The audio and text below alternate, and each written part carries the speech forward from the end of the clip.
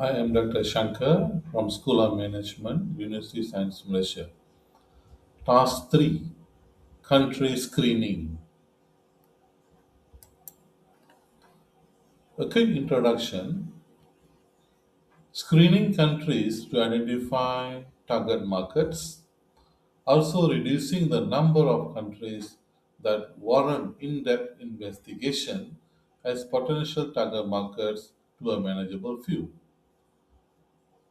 Identifying few, 5 or 6 countries that hold the best potential by assessing each country for such criteria as follows: size and growth rate, market intensity, that means customers' buying behavior, consumption capacity, size and growth rate of the middle class, countries' receptivity to imports, infrastructure for doing business, economic freedom, and country risk. For an example, Brazil and health products. Brazil is one of the top new markets for medications and other health products. Global pharmaceutical firms are targeting medications to Brazilian consumers, especially senior citizens who are prone to diabetes, heart disease, and respiratory ailments. Thanks to rising income, Brazil's 70 million middle income class consumers now spend much on healthcare. Brazilians increasingly buy health insurance, which enable them to invest in personal healthcare. We shall also look at specific considerations such as cultural similarity with target market may matter. Some firms target countries that are psychically similar in terms of language and culture. Nature of information sought varies with product and industry. For farming equipment, consider countries with much agricultural land and farmers with higher income. For semiconductors, target countries that manufacture computers. Targeting a region may make sense. For example, the European Union, Latin America, and ASEAN. Screening methodology for potential country market may have two methods.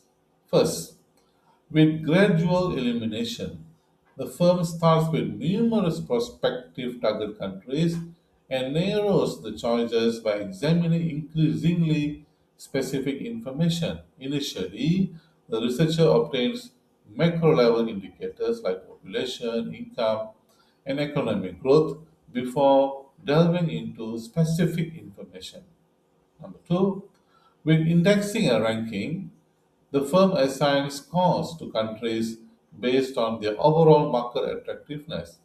For each country, the researcher identifies a set of market potential indicators and ranks each country on each indicator. Weights are assigned to each variable to establish its relative importance. Variables used in the Emerging Market Potential Index consists of market size, market growth rate, market intensity, market consumption capacity, commercial infrastructure, economic freedom, market receptivity, country risk. It has its own definition and weight, and the measures used for each of the dimensions also shown in the table. Country screening for foreign direct investment (FDI). Researchers who attempt to identify the best locations for FDI typically consider the following variables: long term prospects for growth and sizable returns, cost of doing business based on available infrastructure, tax rates, wages, and worker skills, Countries like regulatory, financial, political, and cultural barriers and intellectual property protections, competitive environment, government incentives such as tax holidays, subsidizing training, grants, or low interest loans. Country screening for global sourcing. Global sourcing is the practice of procuring finished products, intermediate goods, and services from suppliers located abroad. When seeking foreign sources of supply, managers examine such factors as cost and quality of inputs, stability of exchange rates, reliability of suppliers, presence of a workforce with superior skills.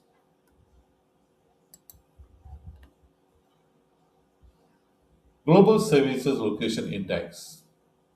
As the color in legend shows, financial attractiveness, people skills and availability, business environment, the top three countries are India, China, Malaysia that provides the best location for global services such as GBS, Global Business Services, and call centers where many banks hire them.